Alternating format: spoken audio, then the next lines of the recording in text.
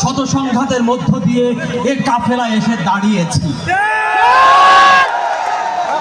কে প্রশ্ন করে আমরা কোথায় যাব? আমরা তো বলেছি আমাদের গন্তব্য অনন্তকালে।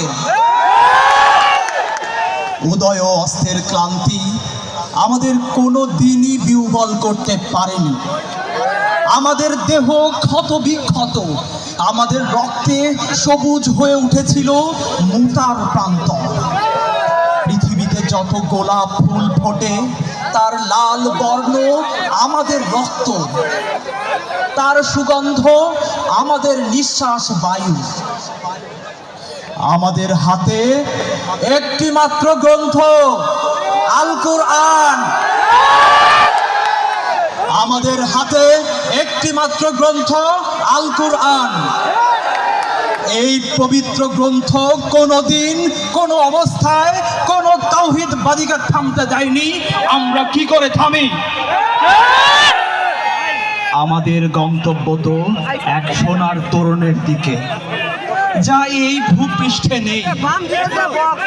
আমরা আমাদের সঙ্গীদের চেহারার ভিন্নতাকে গ্রাহ্যের মধ্যে আনি না, কারণ আমাদের আত্মার গুঞ্জন হু হু করে বলে আমরা এক আত্মা, এক প্রাণ।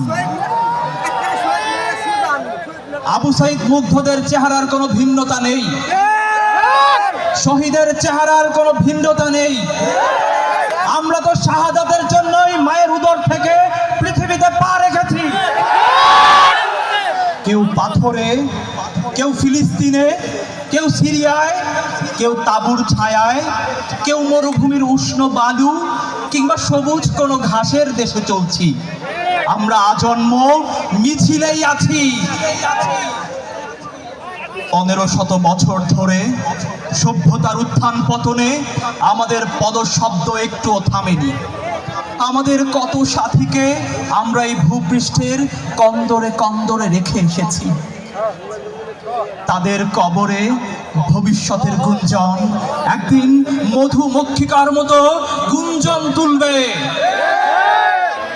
আমরা জানি আমাদেরকে ভয় দেখিয়ে শয়তান নিজেই অন্ধকারে পালিয়ে যায়।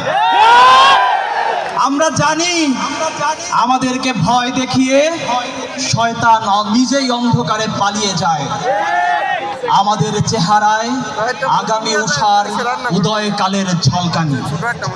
আমাদের মিছিল ভয়, ধ্বংস, স্নাইপার দিয়ে হামলা এরকম কোনো অবস্থায় থামেনি। আমাদের মিছিল ভয় ও ধ্বংসের মধ্যে বিশ্রাম নেয়নি, নেবে না। আমাদের পতাকায় কালিমায়ে তাইয়্যিবা, আমাদের পতাকায় কালিমায়ে তাইয়্যিবা।